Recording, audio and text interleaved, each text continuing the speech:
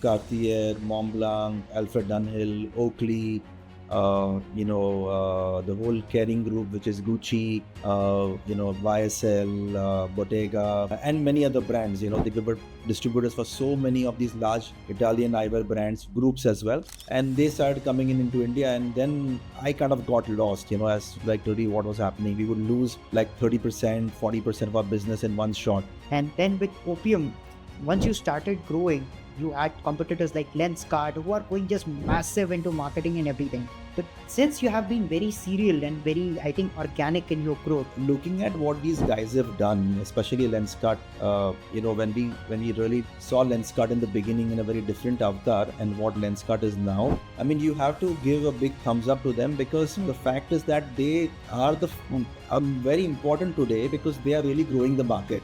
and one particular trend that you feel which is going on right now and it's completely overhyped and nothing to do with business. One of the trends that's been there, I think, is this whole oversized glasses and this whole, over the top eyewear. I think that's kind of really okay. I mean, it's just a trend. I mean, it's just coming and going, and I see people liking it, but it's very difficult to experiment with it.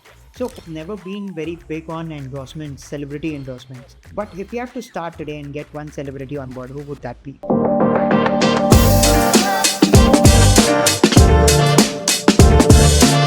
So, welcome again to Life Unscripted. Today, we have with us founder and the brains behind the brand, Opium Eyewear. I can guarantee you that there's more that meets the eye than just opium. So, Ronak, thank you so much for being here with us today. There's one thing that comes to my mind, that Opium started in 2010, but your story goes way beyond that. So I think 98, 99 was it, or 95? 98 is the official start of this company in this avatar, yeah. So, and you worked with such huge brands. You have worked with Cartier, you have worked with whatnot. I mean, you can shed more lights onto it. But tell us about those roots. Tell us about those humble beginnings, and tell us about how you actually got into this and started bringing those bigger brands to India before we dive into Opia.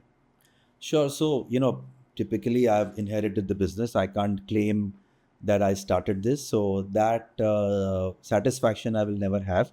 But why not, thank your fathers and forefathers for getting you this platform. So typically, like most Gujaratis, we were a bunch of traders, trader community, and we come from Burma actually. And my father, my grandfather, all of them were living there and doing trading in many articles. Then moved on to India for various reasons, like most people from Africa or any other country came back to India. And then we were going to start basically a company. We were traders of YKK zips earlier. That was a very different business in Burma, and they wanted us to start this business in India. So we basically went back to Rajkot, which is where we are originally from, my uncle and my father. And they started this, bought land and named a company, and went to the government. That those days there was a requirement of, permissions for any industrial activities. It was like a license that we required. So the government rejected the license, saying there's no need for a second zip manufacturing company in India. There is somebody in Delhi already, and you needed only one guy in India to manufacture zips. So that project kind of vanished, and the company was typically at that point of time, as you would expect, was called Zippers India, Zip and Zippers India. So then the family had nothing to do. Then somebody said Rajkot is famous for frame and optical frame manufacturing. Kisi ne bataya, and then my uncle and my dad moved into that business, and that's how we came basically into eyewear. So the whole startup happened from a manufacturing company, and we went on to do exciting things in optical frame manufacturing. We were India's first eyewear manufacturer to make frames from acetate as a material. At that point of time, it was nitrate, which was very dangerous because of heat and friction. It would just blow up. So we were India's first acetate frame manufacturers. We also did like one of the first in India to make spring frames, like spring hinge frames that kind of open up. And we were also the first guys in India to do frames which were like acetate in the front and metal aluminum temples at the side. All looks very strange and very easy and simple now, but at that point of time were very path breaking situation. So we were a kind of interesting factory, and that's how the base came upon into coming into eyewear. Then we moved on to the factory, and then the trader community, the trader mentality that we always had. So we started importing from Japan. Those days, Japan was the only place that they were interesting eyewear. So we started importing from Japan. Then moved into Korea, where the manufacturing from Japan moved to Korea, so we could get some better frames from them, cheaper as well. Then we got a chance to kind of become sort of what can I say, you know, stock lot clearing company for all Italian and European companies. So, uh, I remember my father and my uncle going to Italy and going into some factories, and the factory guy will say, "Okay, you have this door. Take as many boxes as possible. Go into the warehouse." And this side of the warehouse is maybe like say $1, and or this side is €2, something like that. And you could pick up everything that you pick up. At the end of the evening, you bring in the boxes, count the number of pieces, it multiply by that unit rate, and take away. So like typically, तभी India में the imported was the only brand. That was not really a brand. Imported है बस इतना हो गया. So we got into that, started importing these frames.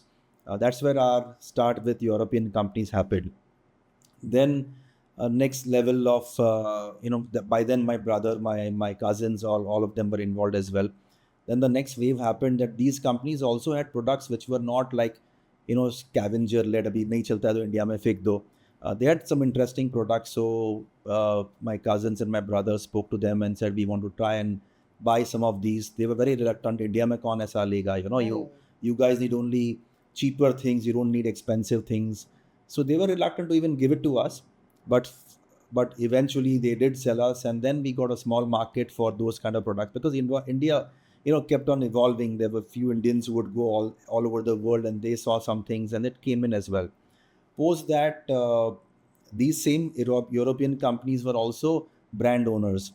So we worked with Luxottica, which is the largest eyewear company in the world, and that time was a very small company. So we've associated with them since those years, and they used to have few brands, and then we said, okay, can you give us those brands as well? So we got kind of unsold inventory of those brands. So then just from imported as a brand, then we got brand as a brand, then we got regular products from those brands. So that was the evolution. Pehle sasta lo, then we take a little bit more expensive, then we get the regular products. But a change came in, which is a big change, is when Luxottica introduced Bulgari and Chanel. And we went to our manager, sales manager, who was looking after India as an account, say we want that. And he says, no, you can't do all this, it's India. And we said, why not? I mean, you decide what you want from us as a number, and we are ready to give you. And the number that he gave was like like pretty loose change. If you think of a very small country, like what would I say Nepal, for example, and the consumption would be so small and limited. So such kind of numbers came in, and we did 6 times those numbers. So they got surprised, and eventually that's how we started bringing in regular products, bringing in luxury eyewear. We got Chanel, Bulgari, and then India also changed, liberalization, modernism, internet coming in. So that's how this whole thing happened of getting branded eyewear. Then we became like official distributors. Pehle to whoever went there could get it, then became exclusive distributors. So one step at a time. That was the whole evolution, how we went into branded eyewear. I'll also talk about what made us get into opium as well, as you mentioned. So opium, the thing is that uh, all the good things that were happening to us, there were also not so good things happening, because as we were also growing, India was also growing, and when India grew, a lot of, and some of these companies that we work with started eyeing this country directly for their own business. So we lost some of these brands because those companies came and to own themselves into India, established their subsidiary companies. So at some point of time, we were like, Cartier, Mont Blanc, Alfred Dunhill, Oakley, the whole Kering group, which is Gucci, YSL, Bottega, and many other brands. They were distributors for so many of these large Italian eyewear brands, groups as well. And they started coming in into India, and then I kind of got lost, as to like to read what was happening. We would lose like 30%, 40% of our business in one shot. And then it became kind of clear that we need to do something of our own, right? We need to have something which lasts and something which is substantially owned by us. So therein, we established Opium, which was completely opposite to what we were doing, because we were doing, high-end luxury brands starting from maybe, 30, 40,000 till 2 lakh rupees. Yeah. And then we moved on to Opium, which was a mass market brand. But Opium is now, around 15 years old. And at that point of time, when we launched Opium, it was the start of that sort of Indian branded product situation, where Indians are also moving into styles, not just only like brands. And we were probably at the right time and the right thought. So that's how Opium came. It was a strategic move to really have the company, really go on for the longer term. We still work with international brands, but for now, we have much safer position that, we have our own baby, and we also bringing up other babies Yeah. as well. Yeah. So now, when you mentioned that it was a legacy that was going on, and you took the mantle and started manufacturing, so did you have any kind of pressure or stress in your mind that since you come from a long legacy, you have to make it right? I mean, so I would say I'm lucky because, I honestly, I didn't really have that stress. Uh, by the time I entered the business was already established, and I think I also worked 4 years in a financial services company, so I was not like a immediate entrant to this business. So I saw the world differently from the outside as well. So in that sense, for bringing in success to the business, there was not really a pressure. But definitely, since I came in with a different vision to my other family members, doing things differently was expected. So in that sense, yes, there was that lookout from the internal organization. अभी ये क्या बंदा नया क्या कर रहा है? What is going to change? What is going to really happen? So yeah, those ways, yes, expectation, yes, but not really pressure. So, as you mentioned that you were trying to do things differently, and I understand your son is again trying to disrupt the market and do things differently. And I believe that there are many more in India, like especially people who come from legacy families, family businesses, and people who already have something going on. They tend to feel more pressure these days. What would be that one thing based on your experience and whatever you have done to have them have their mind cool off? I think it's very simple. See, when you build a business or you build a brand or you build a product, definitely there's pressure. I mean, much more than the external pressure, there's internal pressure, Yeah. right? Your own strive to succeed, you strive to get successful in your own vision, in your dreams. So I mean, that sense of pressure is which what everyone gets. I mean, look at that pressure more than the pressure from somewhere else, because those other pressures have their ups and downs, and somebody might think differently. But at the end, you have to answer yourself. So my advice to everybody who's growing a legacy business is don't really look at those others around you, and their successes are not the base at which you should look at. I mean, you should just look at what makes you happy and what makes you successful in the kind of size of the dreams that you have. I think that's better to concentrate on that. Definitely, very rightly put. And the way you have grown your business is like one step at a time. Like first you got the manufacturing in, then you started getting importing some products, then you started tying up with brands. And then with Opium, once you started growing, you had competitors like Lenskart who are going just massive into marketing and everything. But since you have been very serial and very, I think, organic in your growth, what was the biggest challenge there when all these big players with huge funding came into the play and they just started spreading, their marketing and their brand name altogether? I think the biggest challenge at that perspective, I think for typically most Indian, businesses, when you have an external player who is not from the industry, has nothing to lose, and makes that extra effort and pushes everything into that business, and also gets succeeded and gets a big backer. Then this is, I would say, a lot of Indian businesses are facing this, where they find somebody all of a sudden coming from somewhere else. First, you don't realize them. Second, when you realize them, you don't kind of want to recognize them. And then at the end, you just realize that it was too late. Yeah. So, I mean, in that sense, yes, this is what many legacy businesses are visualizing this. But I think looking at what these guys have done, especially Lenskart, when we really saw Lenskart in the beginning in a very different avatar, and what Lenskart is now, I mean, you have to give a big thumbs up to them, because the Definitely. fact is that they are very important today, because they are really growing the market. I mean, either I look at them as competitors, and then I feel, oh, they are too big, so they are not my competitors. I can kind of shy away from that fact. Or I look at them as saying, look at them. There's some guys now who are creating some differentiation in the market, and what we could not do as a group, the old timers, the new timers are doing it. And either we take it up as an opportunity so we can grow, or we take up as a threat, and then if we do it as a threat, then eventually we will kind of succumb. So for me, I look it up as a big opportunity, and I think there's lots to learn. And then there is universal, right? I mean, uh, they had nothing to lose, uh, which is how today's new generation is Yeah, operating, yeah. which is very good. I mean, either they come from zero background of the industry, and they are ready to take those differential thought process and risk, or they come from very large families, and they are saying, chalo, let's try something, nahi chala to nahi chala. नहीं चला तो So so in that case, I look at Lenskart very positively. I think they've done a great service to this industry, wherein they've really put in lots and lots of marketing efforts into creating eyewear, much more than a utility product, a very exciting product, very product that has, I mean, literally speaking, a lot of value on the real estate, which is the face, right?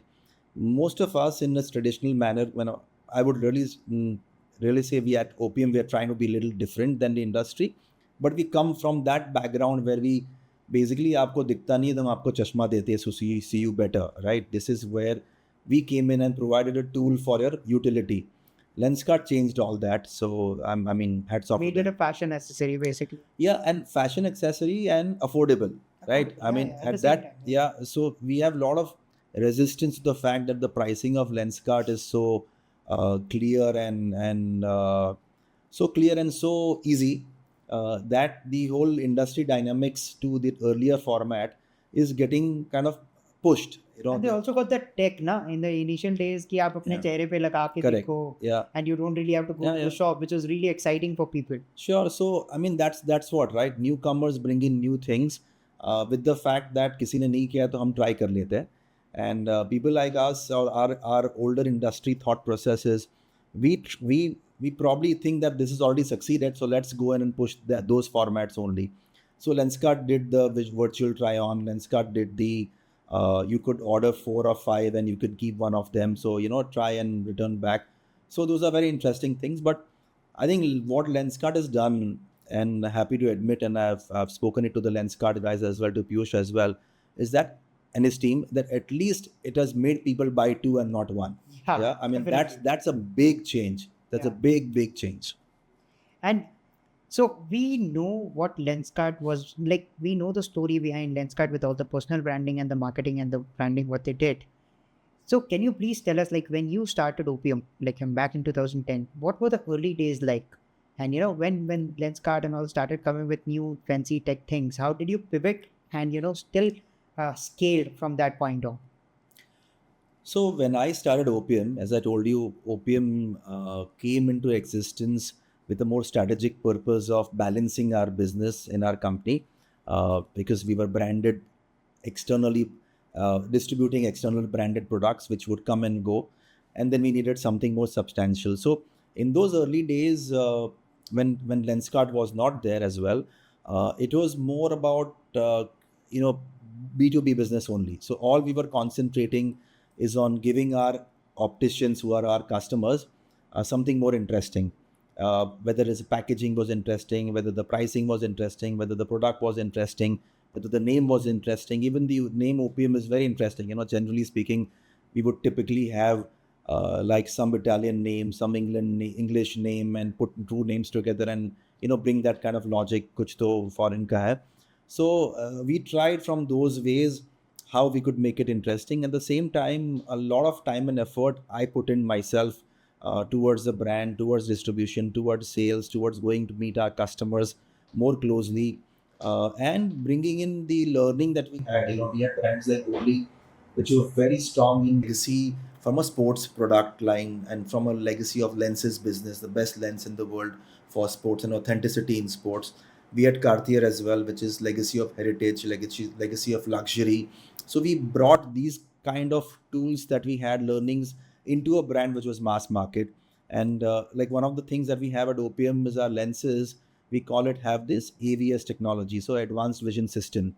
So our lenses, even though we are a fashion sunglass, but our lens technology is updated to any sport, authentic sport sunglass technology. So we are hydrophobic, oleophobic, anti-static. We are high end grade polycarbonate lenses. And so hydrophobic is typically water repellent, Yeah. oil repellent.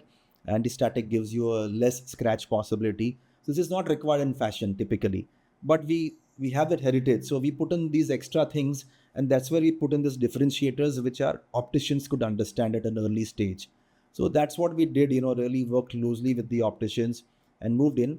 And then moving on to, I mean, you wanted to also check on that, how then when Lenskart came, how we change our Yeah, track. because you'll have to pivot at some point. Like when Correct. you So realize that this is right. happening, you will have to have some technology built in. Yeah. You'll have to have pivot your marketing strategy, Sure. product strategy. Right.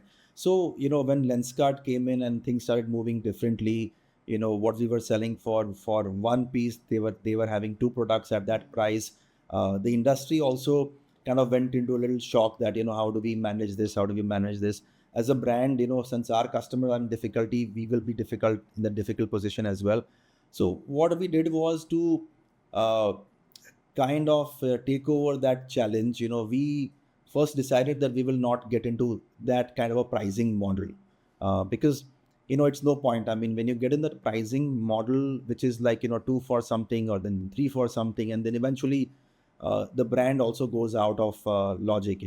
What we did is we actually went completely opposite, to help our business and help the business of our uh, partners. We actually created our retail presence. Okay. So we went for business with the department stores. So we had Shopper Stop, Lifestyle, Pantaloon, and Reliance. We have a shop in shop with them. That was one part of it, and that at least added to the kind of recognition of the brand, that okay, now some people know Shopper Stop mein hai to theek hoga, ye hoga, wo hoga. We found resistance from our opticians, feeling now we are selling at other places also, but then they soon realized that this is helping them for the brand recall. So I mean, that's very accepted now. There's no problem at all. And we also moved one step, which nobody in the our sort of the old industry, when I mentioned that, nobody went into retail on their own directly. So we established our retail presence at Bombay Airport. We did two stores around 10 years back. And then again we found that there was a resistance of some of our B2B customers. आप ही ने दुकान डाल दिया तो आप ही अभी ये business करेंगे. But then they realized that they soon started having a situation where they are now feeling it. Oh yeah, airports, or हाँ ये वही brand है. That relation and that recognition and that authenticity. Yeah, it's a good brand. So we moved into retail directly on our own. We pivoted that. Also, our lens story was also something that wasn't there since the beginning, but we came at a middle time period where we started telling, there is a brand story, there's a product story, there's a retail story. Definitely, So yeah. taking everything together. I mean, when you look at tech, for example, we did not take tech as a tool to kind of guard our rails, because tech is something, is totally different business. And with that, I mean, it's a different business line, e-commerce and stuff like that. And we still believe, that unless until we look at tech in totality, and if we are looking at consumer as the only space of business that we are in, then we should look at tech very strongly, because we are still now a 50% B2B company and 50% B2C company. We have to balance both the things.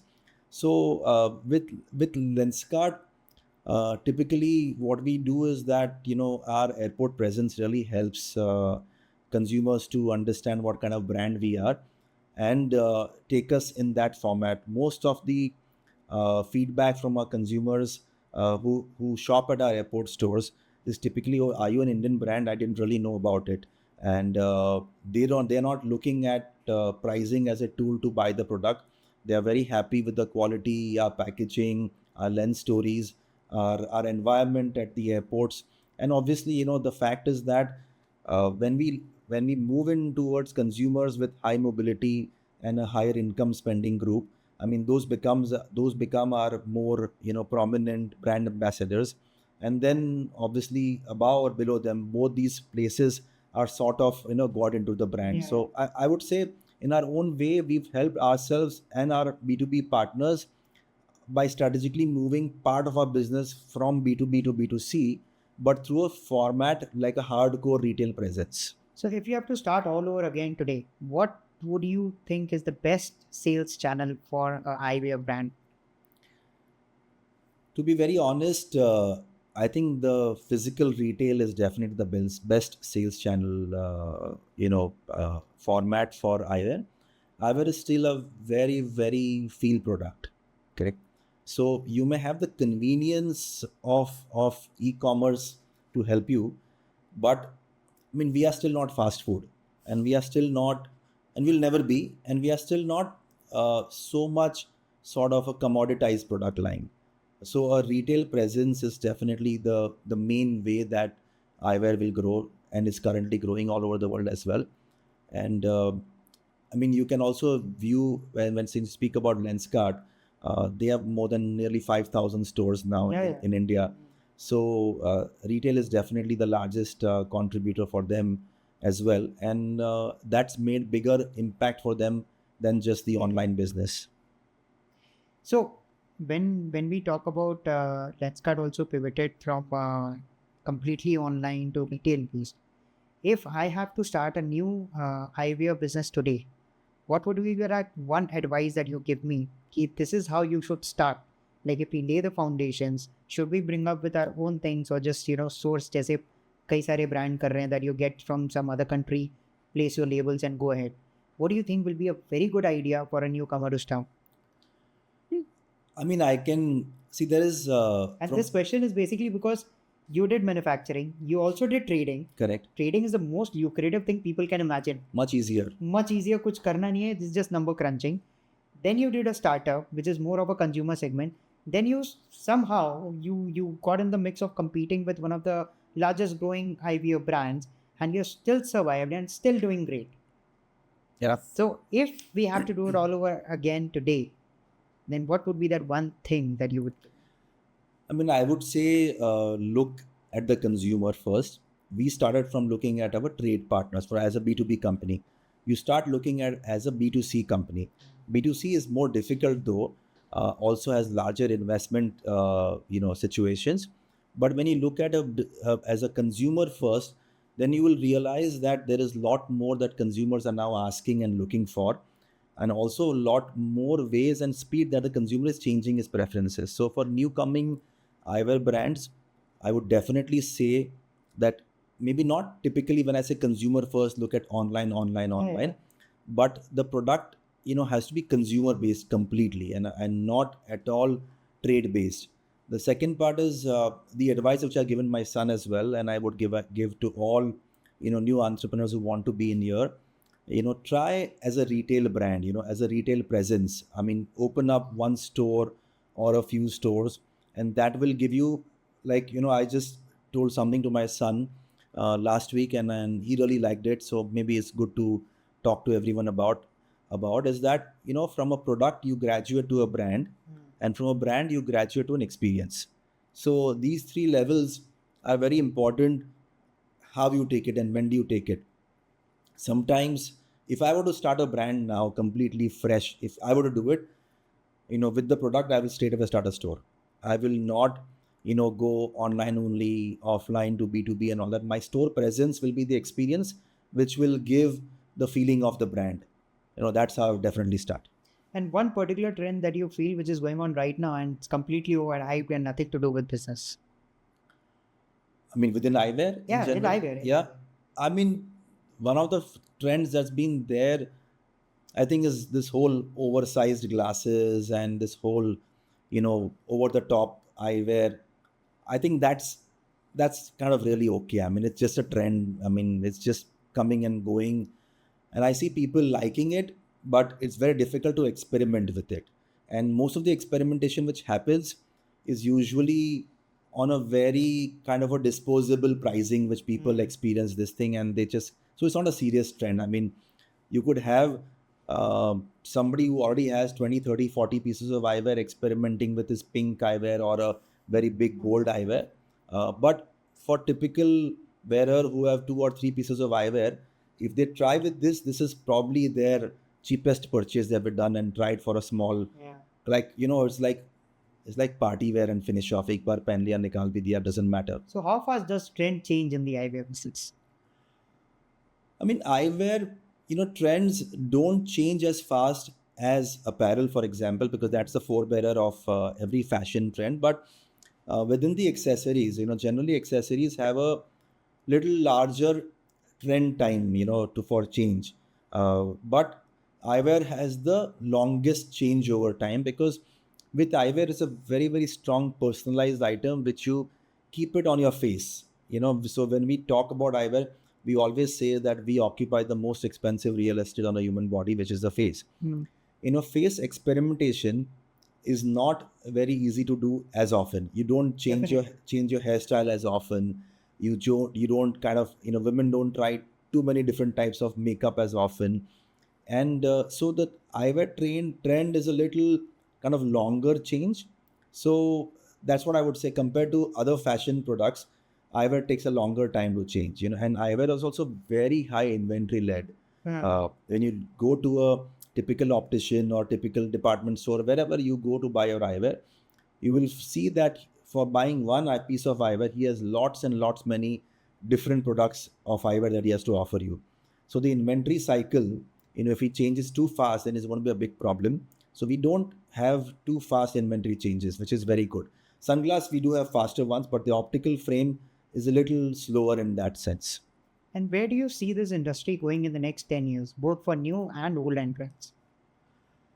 I see, this industry at this point of time just sort of, like I would say, is just seeing daylight now. Because, like, the larger players, international players have also come in.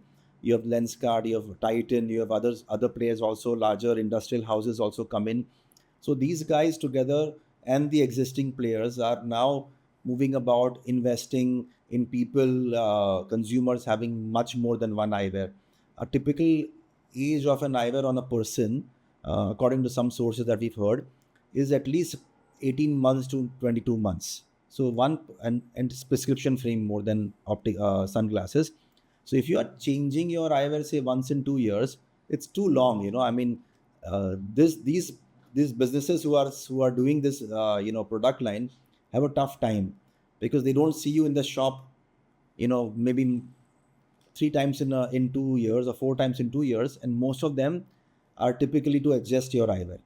So I feel now that some of these larger business houses have come in, international brands have come in, new money is coming in through new startups. We will see consumers getting attracted to changing their eyewear more often. And that is very interesting. Sunglasses are seeing that now. That is, as you mentioned, it's like the most expensive real estate Correct. of your body. Yeah. So basically now, since you are spending so much on your clothing, your shoes, and the way you present yourself, your personal brand, basically. Yeah. I mean, you want to invest on your most expensive real estate. Absolutely. I mean, why not, right? I mean, and especially what we say, usually for between a man and a woman has a lot more things that she can experiment with. Obviously, yeah. But a man typically has his eyewear or his watch and his writing instrument, which is anyways now happening lesser. So these are some of the two things. I think one of the things that has happened now, is at least sunglasses, people are moving with multiple purchasing. Doesn't matter at whatever price point. Optical frame have a little problem, because and especially so below 40, I think the industry is in a very good space, and that's where mostly Lenskart or Lenskart has taken up that good space below 40. People with single vision, so they don't have reading requirements, they don't have progressive lens situation, so it's easier to change. Because one of the problems that the industry is facing when we talk at above 40 people, including somebody like me, is that my lenses cost maybe 10 times my frame Yeah, cost. because of progressive Yeah, lens. progressive vision. So, there is this resistance still happening that frames are good to change, but I don't want to change because the cost of lenses is so high. I mean, that is a cycle. Earlier the lens cost used to be lower than the frame cost. Now the lens cost is actually multiplying the frame cost, overall ownership, cost of ownership. So we will come to that cycle, and then I see the optical frames also moving in a direction of multiple purchase for above 40 as well. But below 40, consumers, the younger kids are liking to enjoy their frame. Hustler is a great example, Yeah. which Lenskart did, and the identification of being a hustler is with an eyewear. I mean, hats off to them. So after listening to your journey, like through and through, I can't help but wonder if there's one would is there a thing like one decision which you would want to go back and change at any point? It can be opium before that. I probably think we should have started opium much earlier. I mean, that is the only thing I would say But that. would you think 2005 would be a good time?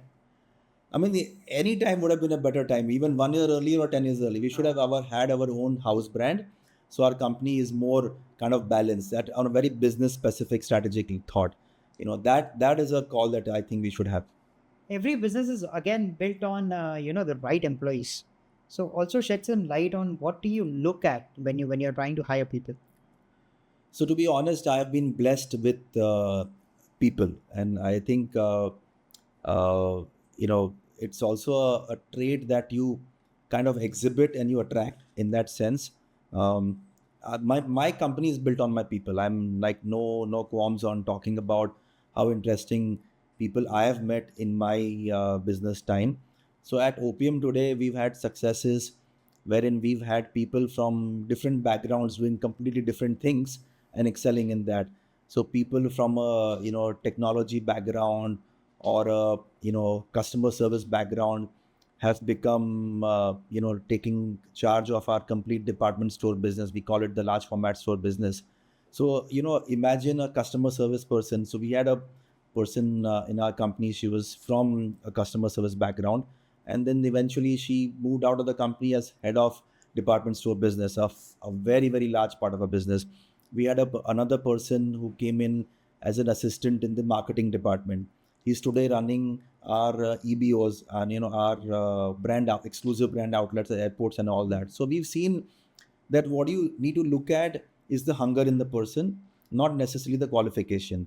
And I think my assessment and my experience tells me that what you need to teach the person in the business is going to take you maybe 6 months at all, even if they come from a Definitely. completely zero Yeah. background of the industry. So you could have a finance person like me at my finance, and I'm enjoying marketing and product development. Same way you could have a science person and he could be in sales as well.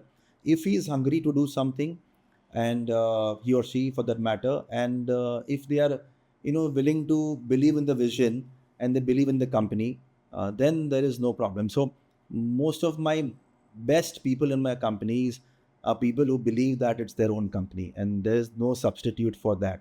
That is what I'm blessed with. Thank you so much for sharing that. That's really deep because most of the people today they think that if we do some sort of course online and we gain like maybe 10, 15 more skill set, our CV becomes more appealing. But what happens is it's totally about how much, like as you mentioned, how hungry you are, how much do you feel for the vision, how much attached you are to the vision of the company, and how much do you give in rather than just focusing on कि मेरा ये है मेरा वो है मेरा work life balance है. It is about that small moments that Sure. matters. That brings me to a quick fire round. I am just going to ask you 3 or 4 very quick questions which you can answer in a word or probably a sentence, and we'll make it fun. Sure, happy to Right? do that. So, a marketing campaign that you wish you had done first. So I'm in love with this. There's an English company called Specsavers, Yeah. and Specsavers brings in very hilarious campaigns every year, and they are well known for that all over the world. It's more of an optical frame campaign, and wish you could have Specsavers. That's their tagline, and how people fall into trouble, into funny situations when they've not got the right prescriptions, and what happens to them if they don't have that. What misfits they become. So I think the Specsavers campaign is something I really love. from within the industry. Great. So Opium has never been very big on endorsements, celebrity endorsements. But if you have to start today and get one celebrity on board, who would that be? I mean, I would have an answer in two ways for this. The first thing, I think definitely Shah Rukh Khan, if it's a male celebrity, because I mean that guy is amazing. Goes across gender, goes across age group, very witty, very intelligent, um, and very educated, and I mean there's just perfection about that person and everything, because for us it's all about the interestingness. Our Opium brand stands really for interestingness. We didn't really speak much about the brand, but we are all about interesting people, and I think Shah Rukh Khan is a very very interesting person. So that's my one person if I would ever have a brand ambassador male. From the female side, I think Natasha Poonawalla is somebody I admire completely. She's really got style. She really got a sense of fashion, and she runs her own company. And I mean, as substance, style, everything. As if I have to look at sunglasses for women, obviously it has to be really fashion, fashion, fashion. I think Natasha Poonawalla, I would really, if I had the choice, and she's willing Those to. are some great choices. Yeah. Then. Now, moving on, one advice or the best advice rather, which you ever got. It can be from anybody. I mean, best advice I ever got, I would really say that try everything. I mean that's my sense of advice which I've got uh, internally. I mean it's not always necessary to have an external advice and from somebody, but I think the best advice is to try everything. I mean, there is nothing wrong in trying, whether in personal life or in business life. And experience of success and failure is not from trying. If you won't try anything, then you will not really know what you missed or what you did right. And back in 2010, if it wasn't Opium, as you mentioned that we had to have another business model, and if it wasn't Eyewear and Opium, what would be an alternate line of business or an industry which you would have pursued? So, as I told you, I did my MBA in finance and I worked as an analyst for 4 years. So, probably I would still continue with the finance business. Yeah. Something like a big fund house. Yeah, so I was in a small company which was growing big, right time at the right place, and I worked as an analyst in their equity division. Then we did portfolio management. So eventually, I think I would be either managing a fund externally or probably my own fund, something like that. Yeah. And to sum it up, what would be that one advice that you yourself would like to give to the young entrepreneurs and brand builders today based on your journey so far? My advice to anybody, young guys today who want to create something, is that you have to really work hard. Nothing is going to come easy. Nothing is going to come very fast. I think that's one thing that young guys today feel differently about, that because you have internet and you have information and you have so many success situations that you see all over the world, you kind of fall victim to that fact that everything is possible very quick. I think it's not that case. In our time, we didn't have sort of internet as much as what is today, and we saw successes in a different manner. We didn't see, thousands and millions of successes. So I would say that we had fewer role models, which is actually better because you don't have to choose from too many. When you have fewer choices, you kind of are happier in seeing things like that. So today's kids, or today's entrepreneurs have so much information on the table that is very easy to get misled. Yeah. And when you see successes, then you kind of forget the failures that you don't see. So as many successes or as many failures, but give time and hard work. There's no other substitute to that. And patience really works. It has worked with me, and it has worked with everybody. I mean, that is one advice that I would really give, including the advice that I still give to my son, that you need to be patient, you need to give time, you need to give attention, you need to give detail, you need to see things to move on to the other. Don't move in, move out. It's not a relationship these days how kids are moving in and moving out. It's a long term relationship. It's a marriage. You are married to your business, you are married to your product. So give it time. I mean, this actually makes me recall a particular statement from a movie. The movie is called Shooter. I think it was Mark Wahlberg, the actor in it. And it's about sniping. And he said one thing, that slow is smooth and smooth is fast. So, looking at your journey and whatever you've spoken with me today, I realized that you have been going really slow about your business, just taking one call at a time, moving ahead strategically to build a big brand and to sustain and scale it to today's date, which is something commendable. Because as you mentioned, in today's day and age, all of us, we just want to move on and on and on. Ye nahi chal raha, ye kar lete hain, ye nahi chal raha, ye kar lete hain, instead of being patient about it and learning more about it. So thank you so much for sharing that journey with me today, Ronak. Thank you so much for coming here. And I am actually empowered and enlightened to understand that going slow is okay. Yeah, surely. I mean, going slow is absolutely okay. There is going right is necessary. Speed happens, as you mentioned, about those words from the movie. I mean, smooth, slow, fast, these are all phases, and, Yeah. and it depends how you take each out of it. All you need to do is believe, correct? And with that belief, give it time to that belief, and also split up. I mean, in general, I'll just share a little experience. I speak very often about this experience to my own team. I 2018, which is 7 years back. At 48, I did the base camp as a trek. I've never trekked anything in my life ever, and sounds like stupid, but typical Gujarati person, like why would we do that? We're trader mentality, Yeah. paisa banana, that's the whole jugaad of life. But you need to really move and see things differently as well. It gives you a lot of strength, a lot of character building, a lot of patience building. And you said speed and strength and space and slow. So what I learned from that is that you get those times where you realize nothing. You get into that stage where everything is blank, which is a great stage. And when you finally reach where you want to reach and come back as well, what do you learn? Life, business is all about splitting the larger things into smaller things. You split up the whole trek into days. You split up the whole days into phases. Yeah. You split up each phase, like before breakfast, after breakfast, before lunch, after lunch, before tea, before evening, sunrise, sunset. So life and businesses, everything becomes pretty small, and the sum of all these small things is pretty large. Yeah. So my advice is just that, think of this journey as a long journey. As people say, you're running a marathon, you're not sprinting. So it's typically like that, and that's what I learned, and what I can easily recollect at 48. I did not learn this before I did all this, but these things, really taught me. I cycled to Goa. That also taught me about, my mother would never let me buy a cycle in my life. So at 46, I cycled to Goa. So these kind of things teach you perseverance, teach you the fact that it's not achievable very fast. Okay, you have to be there, and once you are there, things will happen for you. You have to make all the effort. But the fact of life is that be committed to that fact that you really want to enjoy that journey. Don't look at short results.